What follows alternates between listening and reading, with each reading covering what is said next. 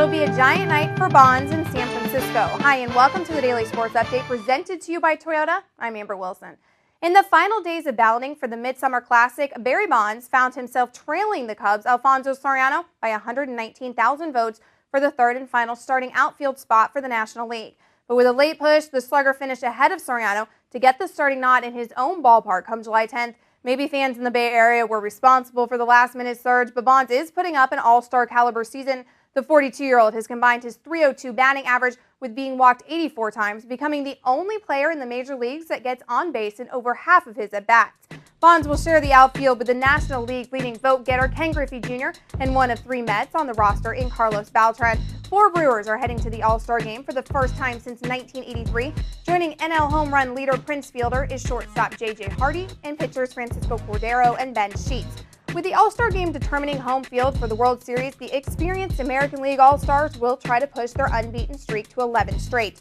A-Rod is the overall vote leader and will be joined by teammate Derek Jeter in the starting infield. Jorge Posada rounds out a trio of Yankees heading to San Francisco, while the rival Boston Red Sox will be sending 5 of their own, led by starting first baseman David Ortiz.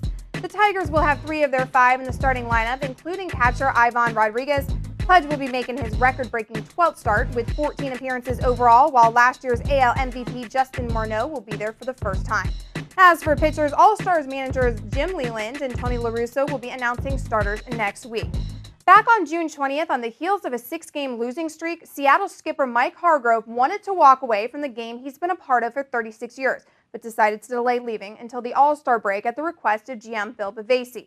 Even after running off 7 wins in a row and having the M's over 500, Hargrove waited no longer, resigning from the team 90 minutes before a game against Toronto. Bench coach Phil McLaren will coach the team for the rest of the season.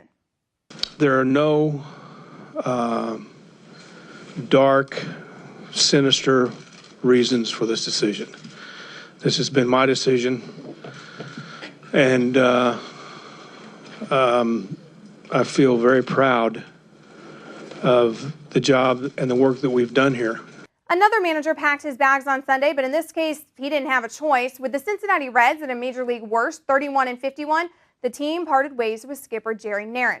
After an 80-82 finish last season, owner Bob Castellini approved a larger payroll but didn't expect his team to be in the cellar of the NL Central. The ousted manager joins a long line of skippers that have failed to get it done since Lou Piniella's Reds won the World Series in 1990. Cincinnati hasn't sniffed the playoffs since 1995 when David Johnson managed the team to an NL Divisional Series win over the Dodgers. The team's advanced scout Pete Mackinnon will take over as an interim basis, becoming the 8th manager to lead the team since 1993. Now on to the news and notes. On Saturday, Vince Carter opted out of the final year of his contract, but will be staying with the Nets, reportedly agreeing to a 4-year, $60 million deal. Denny Hamlin beat Jeff Gordon by less than a car length to win the Lennox Industrial Tools 300, his first win of the season. American Christy Kerr wins the U.S. Open at Pine Needles. World number 1 Lorena Ochoa finished 2 strokes behind. And that'll do it for the Daily Sports Update presented to you by Toyota. Keep your mouse clicking right here on CBSSportsline.com for everything you need to know in the world of sports. And of course, if you missed anything here today, stop, refresh, and rewatch. I'm Amber Wilson. Have a good one.